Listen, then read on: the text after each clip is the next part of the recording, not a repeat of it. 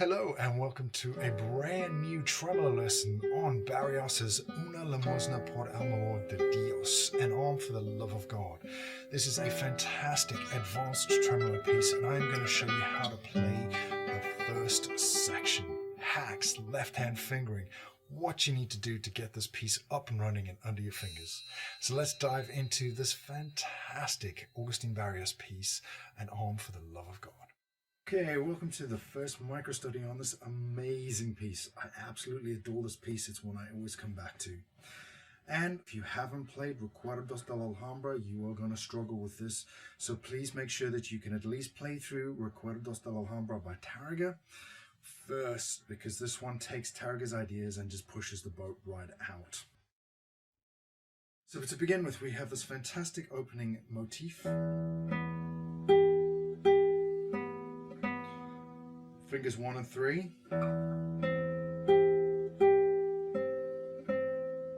Or 12, 9 and 10. And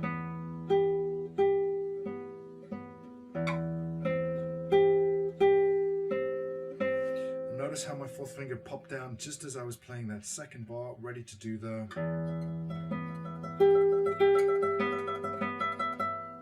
into that first bar of tremolo. You need to have the tremolo running in your head already as soon as you're playing this bar here.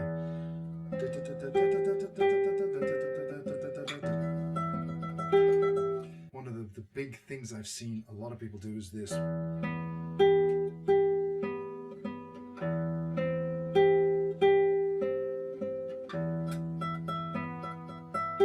Where the tremolo comes in totally slower than the original tempo. So have the tremolo running in that second bar, so that when you hit the tremolo in the third bar, it's already starting in your brain. You just need to bring it out into your fingers. One little hack here on this first micro study.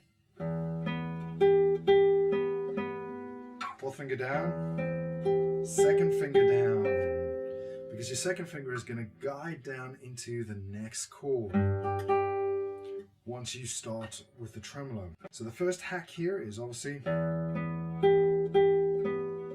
fourth finger down, second finger down, second finger is then going to guide down into that next chord. So that is super important to get that shift. So you are literally down from 10 to 3. Massive big shift straight away. If you can, try and violin slide, or that's tough to do though. But either way, you need to be able to have your second finger in position while you're tremoloing so that you can get it down. That is the hack to getting that first change done. All right, let's check out the rest of this as we go through. Okay, welcome to micro study number 2. So we're down here at the 3rd fret. I'm not playing tremolo. This is not a tremolo lesson. So I use my 4th finger here because you need it in the next bar anyway. I then use a hinge bar.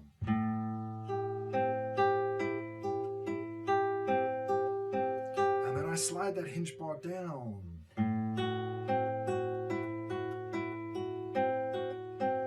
To make it easier, I totally deviate from most standard fingering here. Use 2,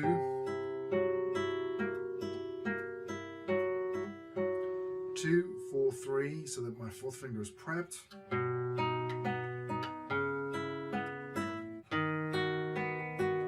Before we're into the next section. Now, this is not my fingering, this is actually Berta Rojas' fingering. I saw her do this on a video and I'm like, that makes so much more sense. So I can't claim any knowledge of that. It's all Berta Rojas' fingering, and she can play the absolute pants off this piece. Okay, so that big chunk all together looks like...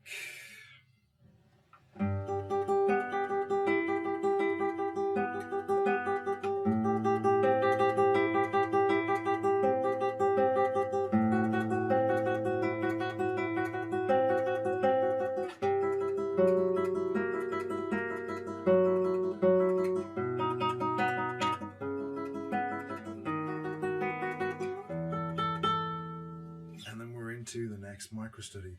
So again, I would suggest you practice your tremolo separate to your left hand. That's super important. It'll get this piece up and running way faster than if you try and do tremolo and learn the left hand fingering at the same time. Alrighty, welcome to the next micro study. So we left it off here and you're going to be doing low E, high A. So that motif, the knocking motif, is there again.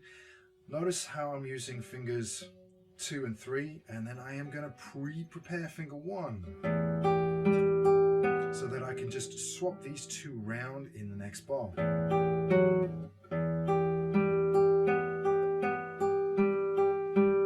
Now what you need to do is you obviously need to be aware that the next bar is a bit of a shift, and we're going from 3rd position to 5th. Still open string E. 3rd finger comes down, 4th finger comes off. Now for this next change, I suggest, obviously you need to have good 2nd and 4th finger control. 2nd finger, 4th finger come down straight away. And then 1 reapplies itself as a half bar at fret 5.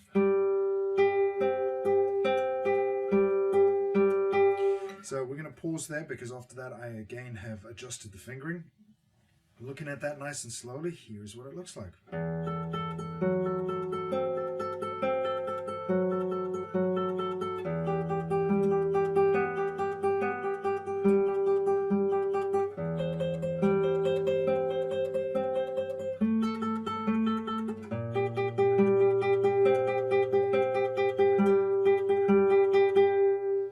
then we're into the next section. We left things all up here with this G. Now, I deviate again from the standard fingering because I find that I want to keep my tone the same throughout.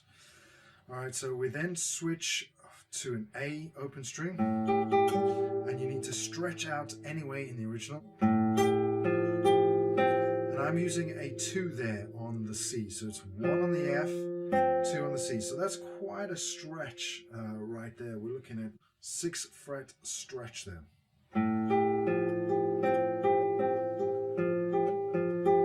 I then pre-prepare my 3rd finger. Look, it's going down. And then we switch into open strings. 4th finger onto a C. 3rd finger onto an F sharp. And then into the B, no need to change.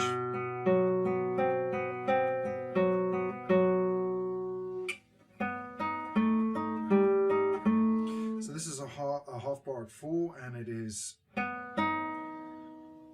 4, 7 with the 4, 4th finger, 5, back to the 7, back to the 1,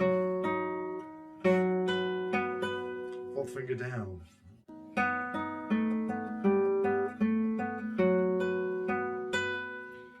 And then you're going to slide up, violin slide up. Opening, so it's back to the top of the piece in essence. So all together from this position here, we're looking at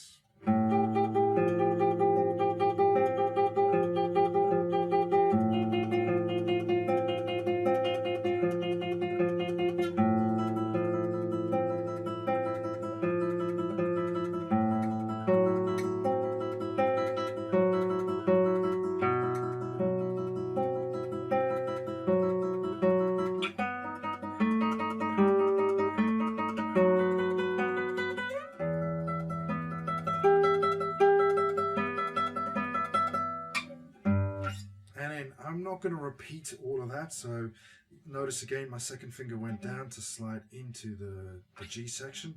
I'm just going to play through it until we get to the next change.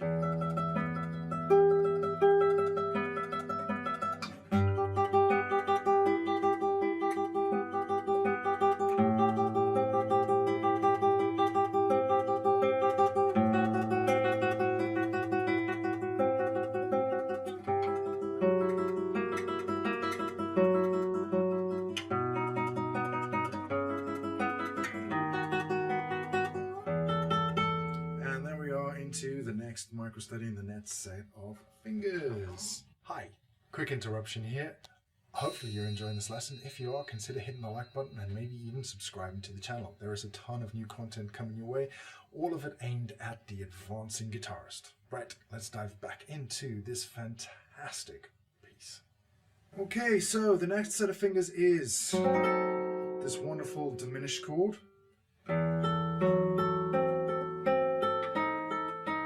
Notice my first finger comes off as soon as I hit that D sharp, so that I can get prepared for the next chord. Now, there is no two ways about it. Here is where we're heading. We're looking for the 13th fret, but with a 5 fret stretch there. Your first finger is going to half bar at fret 9, not the standard fret 10.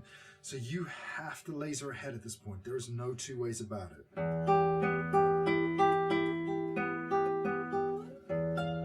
And this is a John Williams trick.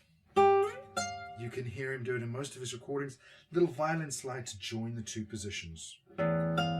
So half bar at 9. Now things are going to get really, really tricky really fast. So you need to be very, very aware of what your fingers are doing.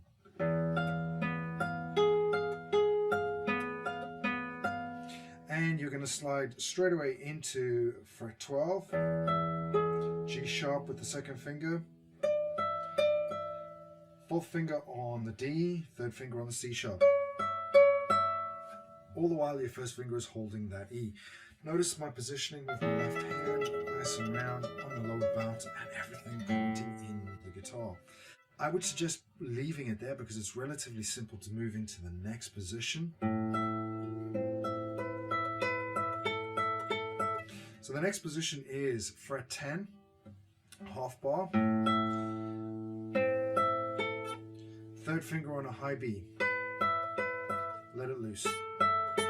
And then you're going to move into the 3rd fret for the next section. So all together from way back at fret 4 and that diminished, it looks like this.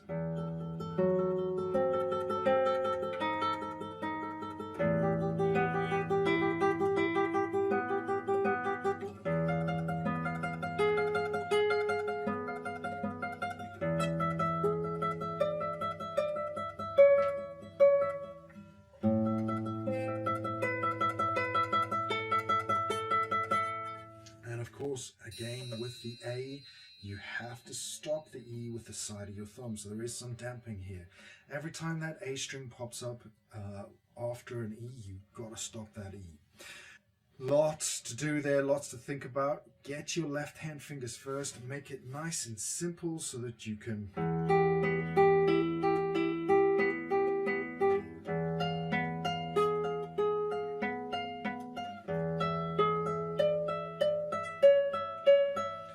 broken, easy right hand pattern so that you can concentrate on your left hand fingers and getting them secure. Once those left hand fingers are secure, you will be able to rock.